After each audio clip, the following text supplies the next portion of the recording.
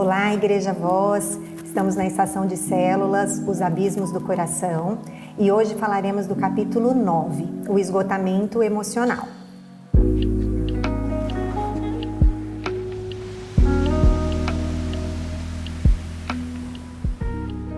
No capítulo 1, versículo 5 do livro de Jonas, diz que os marinheiros estavam com medo, clamando cada um ao seu próprio Deus, eliminavam as cargas do navio, enquanto Jonas estava no porão dormindo profundamente.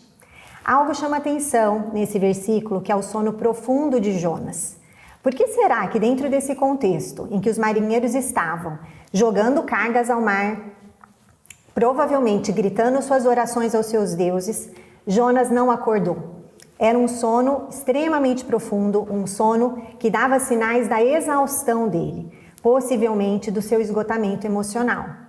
E assim como na vida de Jonas, o nosso corpo também pode dar sinais desse esgotamento. A alteração no padrão do sono, como o excesso de sono ou a falta dele, é um dos sinais de que a gente pode estar caminhando para um esgotamento emocional. Outro sinal no nosso corpo é a alteração no nosso apetite, excesso de apetite ou a falta dele. E também alterações no nosso humor. Então, um aumento da irritabilidade, como a gente pôde ver na vida de Jonas também. Em vários momentos, Jonas se mostrando mais irritado, mais raivoso. Um aumento da nossa ansiedade também pode ser um sinal. Às vezes, coisas que antes não nos deixavam ansiosos, agora nos deixa. E o aumento da tristeza. Então, parece que a gente começa a ficar mais triste, mais desanimado por coisas que antes a gente não ficava triste. Então, é muito importante que a gente perceba esses sinais do nosso corpo para que a gente aprenda a lidar com eles antes que eles nos levem a um esgotamento, como a gente viu na vida de Jonas. E hoje nós vamos falar justamente disso. Nós vamos aprender com Jonas e com a palavra o que a gente faz para perceber se há um esgotamento emocional na nossa vida, mas mais do que isso, o que a gente pode fazer para sair desse estado de exaustão ou ainda não entrar nele. Então eu quero te convidar a pensar comigo em 5 princípios que a palavra nos ensina, que pode nos ajudar a lidar com as nossas emoções e não nos deixar chegar a esse ponto de exaustão. E antes de começar a falar desses princípios, eu quero lembrar que nós somos corpo, alma e espírito. É muito importante que a gente entenda a nossa vida dessa maneira, porque a gente precisa cuidar de cada parte do nosso ser. Nós precisamos ter o cuidado com o nosso corpo, nós precisamos ter o cuidado com a nossa alma e também com o nosso espírito. Se falhar o cuidado em alguma dessas dimensões, a gente possivelmente vai entrar em sofrimento. Então agora eu vou dividir com vocês 5 princípios da palavra que podem nos ajudar sobre esse assunto. Minha pretensão não é esgotar esse assunto, mas trazer uma reflexão sobre alguns caminhos e possibilidades que a gente tem para lidar com as nossas emoções de uma forma melhor. E o primeiro deles, não controle o incontrolável. Como o pastor disse, mencionou no capítulo, Jonas, ele assumiu um papel que não era dele. Ele quis definir se os ninivitas mereciam ou não a salvação. Ele quis definir a forma como o seu povo Israel seria protegido. E isso não pertencia a Jonas, não cabia a Jonas. Isso era algo que Deus precisava determinar. Mas Jonas, possivelmente, com seus pensamentos distorcidos, pensou, bom, se eu não vou até Nínive, não falo para eles, não dou a mensagem do arrependimento, logo, esse povo não vai se arrepender e Deus vai destruir o povo. Ele realmente acreditou que ele poderia controlar a ação de Deus em relação a Nínive. E daí ele optou pela desobediência, por pegar o navio para Tarsis ao invés de pegar o navio para Nínive.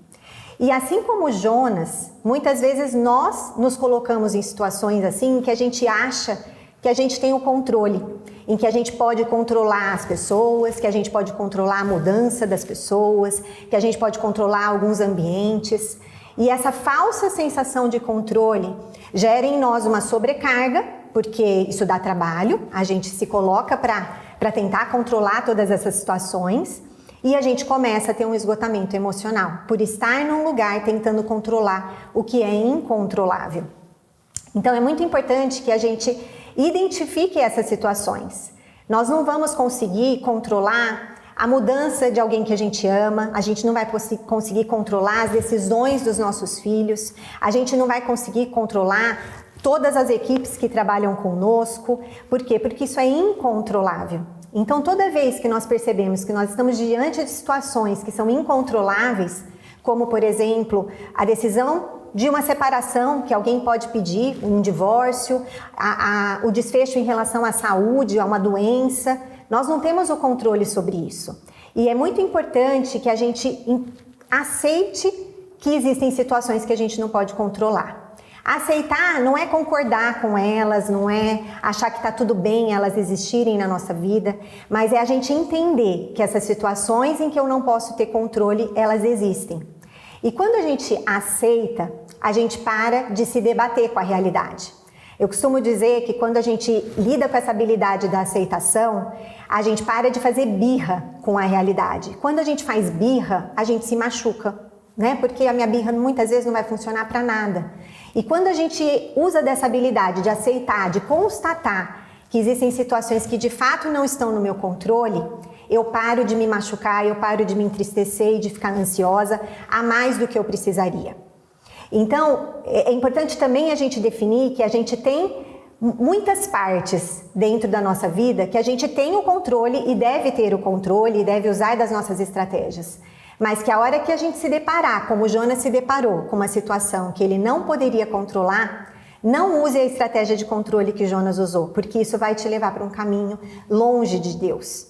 Então, use da habilidade da aceitação, de constatar que chegamos ali ao nosso limite e a gente tem a oportunidade nessas situações de entregar para Deus essa situação que está fora do nosso controle. Então, eu digo que esse tipo de situação também é uma oportunidade da gente aprender a entregar para o Senhor aquilo que nós não podemos controlar. E a nossa fé aumenta e a nossa dependência do Senhor aumenta. O segundo princípio que eu quero dividir com vocês é: escolha o navio certo. Jonas não escolheu o navio certo. Jonas escolheu o navio que ia para Tarsis e era para ele ter escolhido o navio para Nínive. Não foi um engano no porto, né? Ele não errou o navio, ele escolheu o navio errado.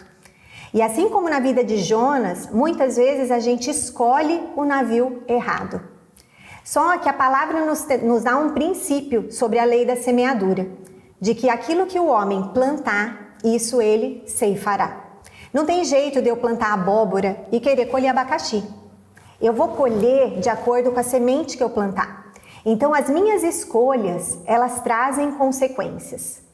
Se eu escolher para minha saúde física, me alimentar mal, não me exercitar, não dormir, achar que tudo bem, eu não preciso dormir tanto assim, eu posso dormir menos, eu vou ter uma colheita dessas escolhas. Se eu escolho para minha vida não lidar com as minhas emoções, não lidar com as situações que me magoaram, se eu escolho não perdoar, eu terei as consequências dessas escolhas, emocionais dessas escolhas. Se eu escolho não ter um tempo com a palavra, não ter um tempo de oração, não ter um tempo em comunhão com as pessoas que creem como eu vou experimentar as consequências dessas escolhas. Então é muito importante que a gente não escolha o navio errado, que a gente escolha o navio certo. As nossas escolhas vão definindo as consequências e os resultados que nós teremos. Então, se a gente pensar na nossa vida, né, como que tem sido as escolhas no nosso trabalho, como tem sido as escolhas nos nossos negócios, né? Escolha por honestidade quando você for negociar um contrato, escolha por honestidade quando você trabalha para alguém. Como que você está usando o tempo no lugar que você trabalha? Você está dando o melhor do seu tempo no lugar que você trabalha? Você está dando o melhor do seu trabalho? Qual tem sido a tua escolha? Você está escolhendo o navio certo ou errado no teu trabalho? E no teu estudo, o que você está escolhendo? Né? Você está escolhendo se dedicar a essa oportunidade de aprendizado, né? A se dedicar a estudar, ou eu estou levando de qualquer maneira, não importa, o que importa é passar? Né? Nas nossas finanças, como que a gente está escolhendo lidar com as nossas finanças? De qualquer maneira, não sei nem o que eu ganho, nem o que eu gasto, e daí falta, e eu não sei o que eu faço, eu me endivido. Comece a escolher o navio certo na sua vida, em cada área da sua vida. Como você tem escolhido lidar com as pessoas que convivem com você? Com humildade ou com soberba? né? Escolha pela humildade ao invés de escolher pela soberba. Né? Nós temos os resultados que nós temos porque a gente conta com o cuidado de Deus, com a misericórdia de Deus, com a bênção de Deus. E não porque nós somos super especiais, mais especiais do que o outro, mas porque nós temos buscado fazer aquilo que é o melhor para o Senhor. Então escolha pela humildade ao invés da soberba nas suas relações, né? Na sua liderança, em qualquer lugar que você esteja. Escolha pelas pessoas ao invés das coisas. Pastor Wilson já mencionou em capítulo anterior que Jonas priorizou coisas ao invés das pessoas. Jonas priorizou a planta ao invés das pessoas. Muitas vezes nós estamos priorizando, fazendo a escolha por coisas e não pelas pessoas. Mas se a gente escolher o navio certo, vai valer a pena, porque não há lugar melhor do que no centro da vontade de Deus. E quando a gente escolhe baseado em princípios, nossa alma, ela é cuidada, nossa mente, ela é renovada. Lá em Deuteronômio 30:19, fala assim: Coloquei diante de vocês a vida e a morte, a bênção e a maldição. Agora escolham a vida, para que vocês e seus filhos vivam. Então, quando a gente escolhe o navio certo, a gente tem vida, a gente gera vida para nós e para nossa família. O terceiro princípio que eu quero dividir com vocês é: coloque sua vida em ordem. Jonas teve a oportunidade de colocar a vida dele em ordem. Quando ele foi engolido pelo grande peixe, ele teve uma segunda chance, uma chance de obedecer, de fazer aquilo que Deus tinha pedido. E ele, em parte, usou essa chance. Ele foi, ele fez, ele falou para os ninivitas e o Senhor poupou Nínive. Mas Jonas parou por aí. Jonas não colocou a vida dele em ordem. Ele não colocou as emoções dele em ordem. Ele continuou alimentando a raiva, o rancor pela salvação dos ninivitas. Jonas não perguntou para Deus qual seria o próximo passo, qual a próxima etapa, o que eu tenho que fazer a seguir. Ele não se organizou para continuar vivendo e servindo ao Senhor. Eu pensei, né, quando eu terminei de ler o livro de Jonas nesse estudo, eu fiquei pensando que a vontade que eu tinha era que tivesse o livro de 2 Jonas, para que a gente pudesse ver a continuidade na vida de Jonas, porque termina com a impressão de que não terminou. Poxa, será que não aconteceu alguma coisa? Será que Jonas não se ajeitou, não se consertou, não lidou com as suas emoções? E quantas vezes a gente não está como Jonas? Desorganizados emocionalmente, desorganizados na nossa vida, e a gente não está parando para colocar a nossa vida em ordem.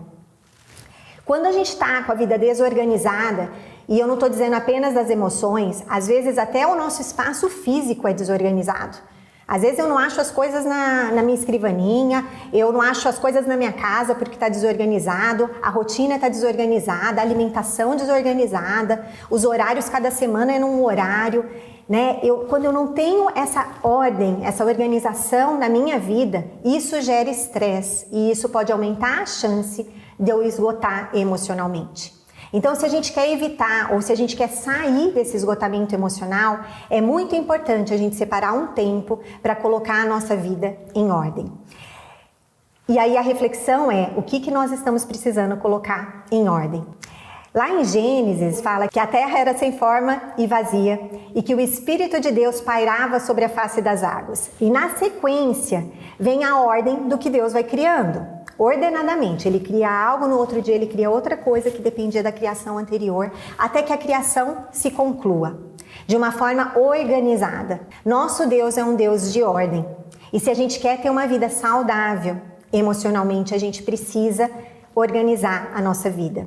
E a boa notícia é que onde há o Espírito de Deus, ele organiza o caos. Então, mesmo que esteja um caos na nossa vida, mesmo que tenham muitas coisas desorganizadas, se desafie a pequenos começos. Escolhe uma gaveta, escolhe uma situação na tua agenda para consertar, para organizar. Escolhe um relacionamento para você consertar, porque isso vai fazer diferença na sua vida, isso vai te trazer alívio, isso vai te trazer satisfação.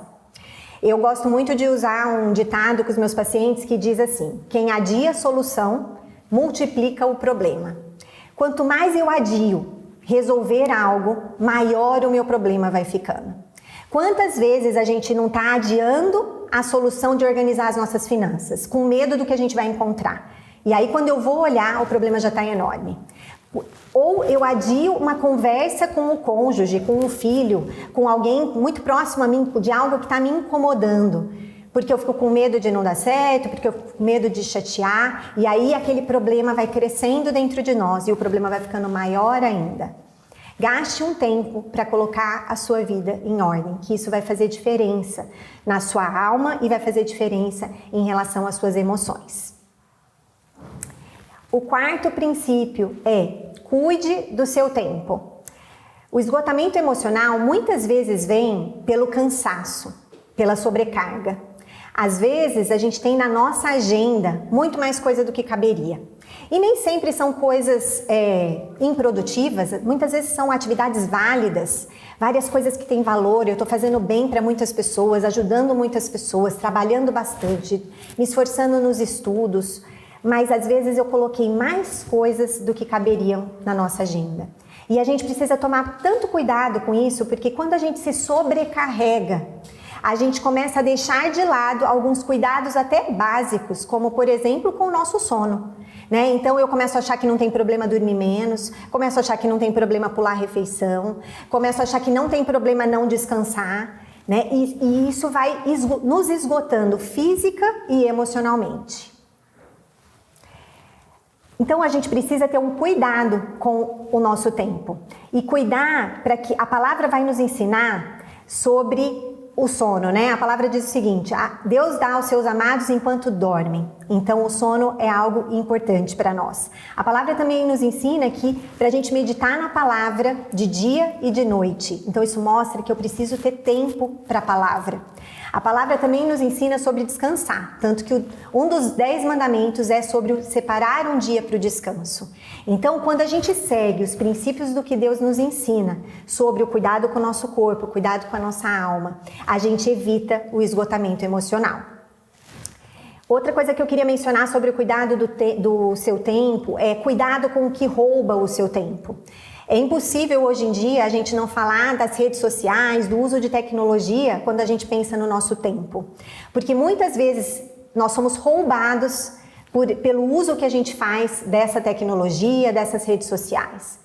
O excesso de informação, o excesso de comparação, ou o excesso de tempo que a gente gasta nessas situações, ou se expondo a determinados conteúdos, pode favorecer um esgotamento emocional. Então, administre bem o seu tempo, cuide do teu tempo e se desafie a usar o teu tempo de uma maneira diferente. E nós não poderíamos deixar de falar do que Jesus nos ensina no contexto de Marta e Maria. Né? Jesus tá a caminho, entrou na aldeia e uma mulher chamada Marta recebe Jesus em casa, lá em Lucas 10, de 38 a 42. E daí a palavra diz assim: e tinha esta uma irmã chamada Maria, a qual, assentando-se também aos pés de Jesus, ouvia a sua palavra. Marta, porém, andava distraída em muitos serviços e, aproximando-se, disse: Senhor, não te importas que minha irmã me deixe servir só? Dize-lhe, pois, que me ajude. E respondendo Jesus, disse-lhe: Marta, Marta, estás ansiosa e afadigada com muitas coisas, mas uma só é necessária, e Maria escolheu a boa parte. Marta escolheu servir, Marta escolheu fazer as coisas, os afazeres da casa dela. Isso tinha nobreza na sua escolha, mas naquele momento Marta não soube priorizar o que importava. E Maria escolheu o que era prioridade, que era ouvir do Senhor. Então, não deixe de priorizar o que de fato é importante no seu tempo, na gestão do seu tempo. Não deixe de priorizar o tempo do seu descanso, o tempo com o Senhor, o tempo com a sua família, porque isso faz diferença no seu corpo, na sua alma e no seu espírito. E o último princípio que eu quero dividir com vocês hoje é: não desista. Se com todos esses cuidados você ainda se sentir cansado, não desista. Jonas, por 4 vezes, pediu para morrer. E o pedido pela morte, o desejo pela morte, é o ápice do que a gente pode pensar da desistência. Era como se não fizesse mais sentido, ele tivesse cansado de lutar pelas coisas. Mas a gente tem o exemplo de vários homens e mulheres de Deus que optaram por algo diferente e não desistiram, apesar das adversidades. Moisés, Ele não desistiu de libertar o povo, apesar dele ser gago e achar que ele era insuficiente para aquele objetivo. José, ele não desistiu do sonho dele, mesmo tendo sido injustiçado e humilhado por 13 anos. Abraão não desistiu da promessa, ainda que o tempo mostrasse para ele que não era possível. Eles persistiram e eles tiveram a recompensa de não desistir. Quando você estiver cansado, o importante é que você descanse. É muito comum que quando a gente se sinta cansado, que a gente pense em desistir. Desistir dos nossos projetos, desistir do nosso trabalho, desistir do casamento, desistir dos relacionamentos. Mas quando a gente está cansado, o que a gente precisa fazer é descansar e resgatar os princípios que talvez a gente tenha deixado para trás, antes de desistir, antes de tomar uma decisão. Então, eu te encorajo a não desistir. A palavra, o autor aos Hebreus fala que nós não somos dos que retrocedem e são destruídos, mas dos que creem e são salvos. Então, que a gente continue avançando.